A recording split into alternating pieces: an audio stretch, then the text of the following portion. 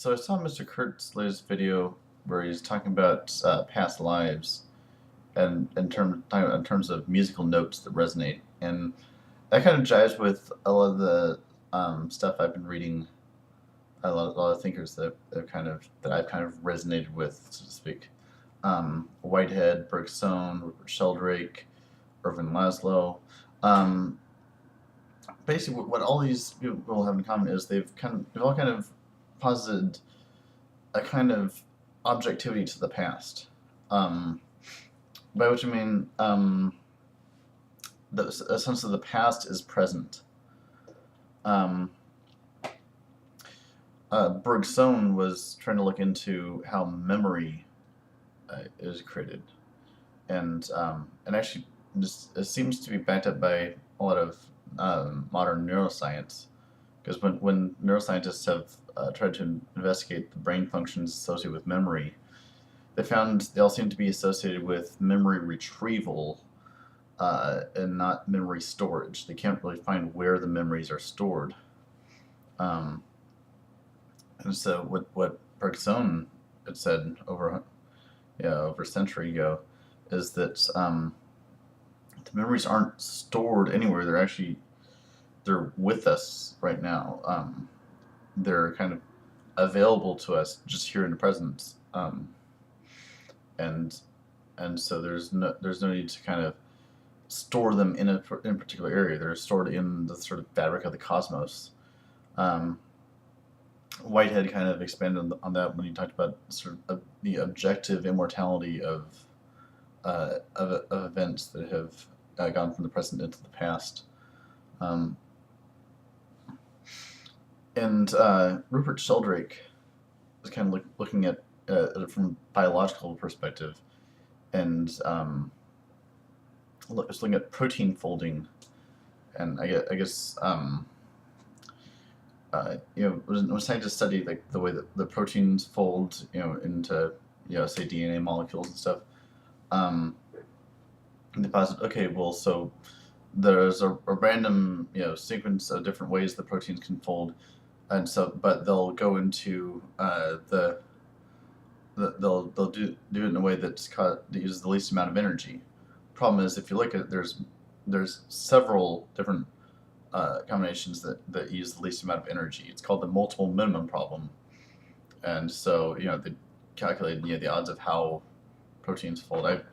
I'm probably kind of glossing over a lot because I don't understand it completely, but basically what Rupert Sheldrake proposed was that there's a kind of memory to how those proteins fold. So once some successful combination is found, then future protein folding kind of remembers that, and the more times it happens, the more it's kind of becomes a habit of the universe.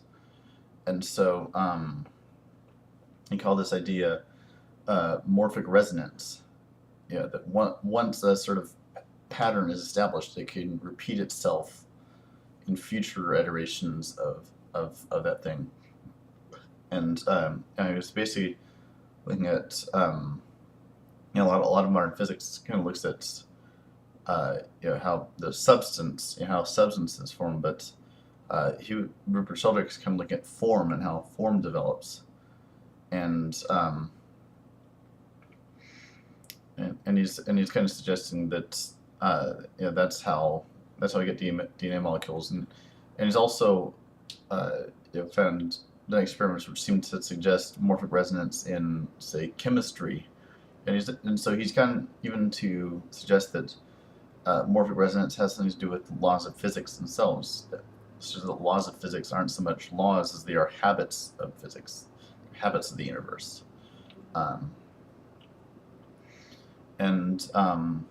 then Irvin Laszlo created this idea of what called the Akashic field, based on the sort of theosophical view, or I think Hindus believe in it too. The view of the Akashic records, that there's sort of this information stored in the fabric of the universe, and he's saying that actually that's kind of, there's a kind of universal memory in that sort of stores habits of the past that resonates into the future. And what Rupert Sheldrake's theory kind of suggests is that um, the degree to which something repeats that pattern from the past is by its own self similarity to that thing. Like they did experiments with rats where they're navigating a certain maze, and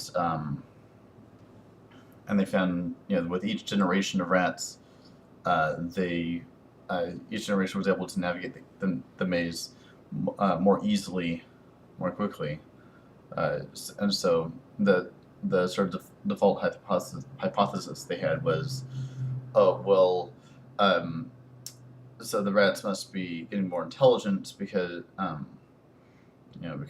through breeding, and so they deliberately bred the least intelligent rats, so that each generation would get less intelligent, and still they kept getting better at doing the maze. This experiment was repeated with different families of rats in another part of the world, like Australia, and they still were getting better at it. And they said, "Oh, phew, okay, so it's not genetic, so, but that means that the rat, that's once that pattern is established, then other rats are able to follow it." And I think we see a lot of the same thing with knowledge. Once an idea is kind of established, it starts populating itself around the world. Um, so so yeah, I guess getting to that's kind of where I see the whole past life thing is. We have resonance um, with things from the past, and which are available to us currently. Um, and I think that's also kind of this kind of presence of the past also kind of explains what Jung was getting at when he talked about the collective unconscious. Yeah. Um, so yeah, I guess I'll try to leave it there. Hope I haven't gone on for too long. All right, peace.